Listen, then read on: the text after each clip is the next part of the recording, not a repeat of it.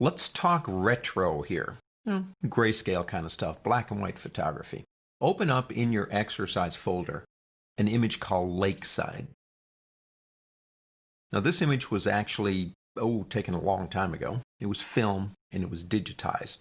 But I want to make it look older. Or I just, for whatever reason, want to turn it into grayscale. I kind of grew up in a grayscale world. My dad built me a darkroom when I was pretty young, and I worked a lot in grayscale because color was just really, in terms of chemical processing, a very difficult thing. So I did a lot of black and white photography. So in this case, I want to maybe make it go a little bit retro and go into grayscale. A couple of things. The term black and white photography is the one we use, but in a sense, not that I want to be picky here, it's not really accurate. Black and white, well, let me show you something. Go to the word image on the pull-down menu and go down to adjustments and select something like threshold. Now in threshold, I can make the image black and white. Kind of an interesting look, but that's black and white. If I come back out of here, because we don't want that, and go what I call kind of like the lazy way to do this, go into desaturate down here, that's grayscale.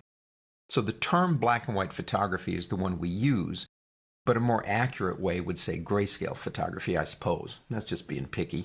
Let me go ahead and press undo. I love the undo key. I wish life had one. Grayscale imagery is changing how we look at the channels of color. Now, if you go up to the word window, let me show you something.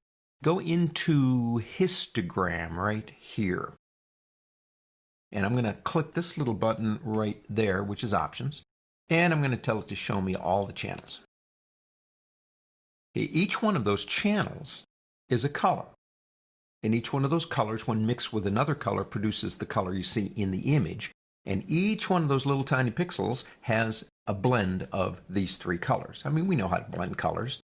If you take a blue ink and a yellow ink and mix them together, you get a green. So all the colors in this image are just basically being created by the mixing of those three. And you can see the mixture up here. We're going to get more into the histogram later, but I just wanted to show you that. Now watch what happens to the histogram, because you can see it's different. We got a bump going on here of blue, but there is no bump of blue there. So each one of these is a little bit different. If I take the image, again using the easy way out, and go into desaturate, keep your eye on the red, the green, and the blue channels, and watch what happens to them when we do this. They equalize. In additive color, if you take an equal amount of each one of the three primaries, red, green, and blue, and mix them together, you basically get a shade of gray based on how much of each one is mixed. So you've got like 10% red, 10% green, 10% blue. Those exact values will produce actually a shade of gray. So all the channels are basically all the same.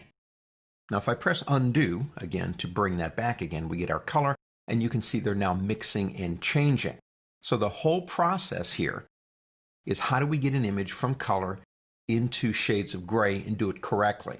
The desaturate that I just showed you is a very easy way to do it, but it doesn't allow you to make any changes. You're telling the computer, you decide, based on your algorithms, what is the best way to convert this image into shades of gray. Now, I would rather control the process myself, because I would say 9 out of 10 times when that happens, I really don't like what the computer did. So our goal in this chapter is not just to click a button and convert an image into a shade of gray. It's how we do it the right way for the images that we're working with. On to the next.